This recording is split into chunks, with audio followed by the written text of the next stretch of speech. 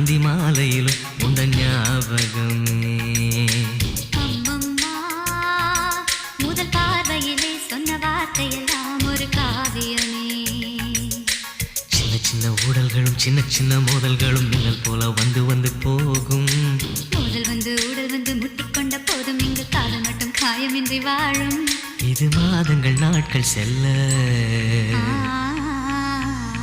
நிறம் மாறிடும் பூக்கள் அல்ல. மீனம்மா, அதிகாலையிலும் அந்தி மாலையிலும் உந்த ஞாபகமே.